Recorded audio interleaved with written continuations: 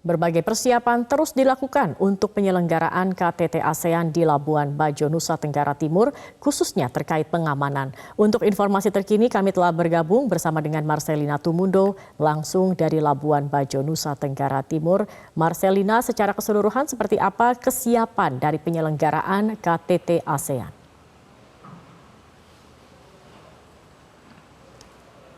Zakia, keseluruhan upaya pengamanan KTT ASEAN ke-42 di Labuan Bajo, Nusa Tenggara Timur, khususnya yang dilakukan oleh Polri, saat ini terus dilakukan pemantapan dan puncaknya adalah akan dijadwalkan apel gelar pasukan bersama antara TNI dan Polri yang diagendakan pada tanggal 6 Mei 2023 mendatang atau hari Sabtu, dipimpin langsung oleh Kapolri dan juga Panglima TNI.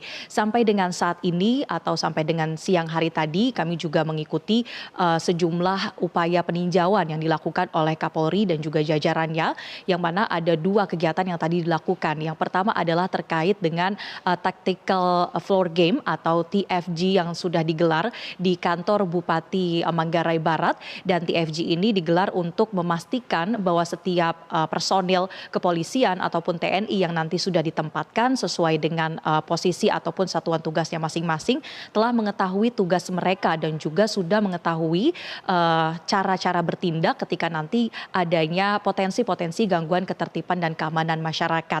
Simulasi-simulasi juga sudah dilakukan dalam tactical floor game tersebut, sehingga diharapkan nantinya ketika penyelenggaraan KTT ASEAN ke-42 di Labuan Bajo, Nusa Tenggara Timur ini, semua potensi-potensi ataupun hal-hal yang dapat mengganggu keamanan ini dapat dicegah sebisa mungkin oleh seluruh pasukan yang telah diterjunkan.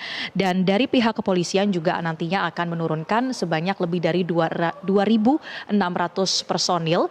Nanti juga akan tentunya diperkuat dan bersinergi bersama dengan pasukan dari TNI dan juga dari beberapa unsur pengamanan lainnya. Kalau dari sisi kepolisian juga nantinya akan membagi ke dalam 8 satuan tugas dengan tugasnya masing-masing.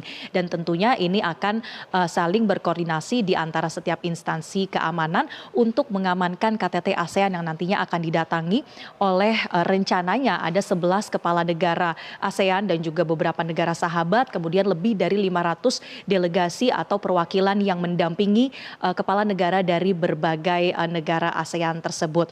Tentunya dalam beberapa hari ke depan upaya pemantapan terkait dengan pengamanan ini akan terus dilakukan oleh pihak Polri maupun TNI. Dan berdasarkan informasi yang kami terima juga bahwa Panglima TNI dan juga Kapolri nantinya akan kembali datang ke Labuan Bajo, Nusa Tenggara Timur untuk melakukan adanya pengecekan ataupun finalisasi terkait dengan pengamanan di Labuan Bajo.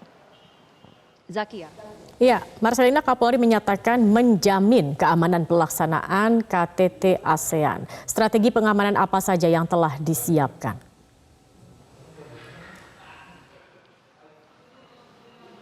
Terkait dengan strategi pengamanan, dari pihak Kapolri mengatakan tadi dalam konferensi pers bahwa telah membagi menjadi 8 satuan tugas untuk KTT ASEAN ini dalam operasi Komodo. 8 satuan tugas ini diantaranya adalah ada Satgas Preemptif, kemudian Satgas Preventif atau pencegahan, lalu ada Satgas Walrolakir, terdiri dari pengawalan, rute, patroli, dan parkir atau terkait dengan arus lalu lintas di sekitar Labuan Bajo. Lalu juga ada Satgas Tindak, Satgas Penegakan Hukum atau Gakum, lalu ada Satgas Anti Teror, Satgas Humas, dan Satgas Banops. Nantinya Satgas ini seperti yang tadi kami jelaskan tentu akan saling berkoordinasi dan setiap personil yang ditugaskan sudah mengetahui cara-cara bertindak terkait dengan teknis pelaksanaan KTT ASEAN ke-42. Selain itu, tadi kami juga memantau di salah satu venue yang telah dipilih untuk KTT ASEAN ini, yakni di Hotel Merwora.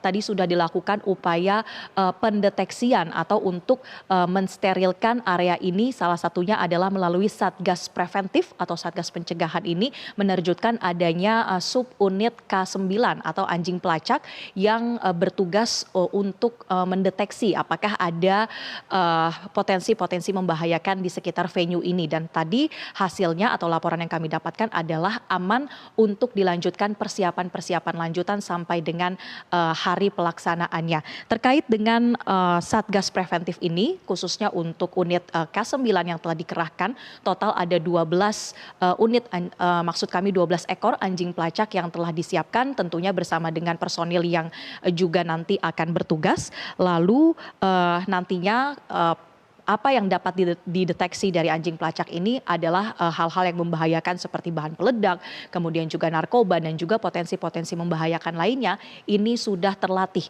unit K9 ini untuk bisa mengamankan atau memastikan venue-venue yang sudah dipilih ini dalam kondisi yang steril dan juga aman untuk didatangi oleh delegasi KTT ASEAN. Berikut kita dengarkan keterangan selengkapnya dari Kepala Satgas Preventif Operasi Komodo, Brigjen Polisi Rudi Antariksawan. Salah satu subsatgasnya adalah subsatgas satwa. Ini akan dikerahkan untuk mengamankan, mengantisipasi di lokasi-lokasi atau objek-objek di tempat dilaksanakan kegiatan-kegiatan KTT ASEAN. Mulai dari bandara, hotel, kemudian di objek-objek kegiatan lainnya atau tempat-tempat yang dilaksanakan kegiatan-kegiatan ASEAN Summit ini. Demikian Zakia yang dapat kami sampaikan, kembali ke Anda di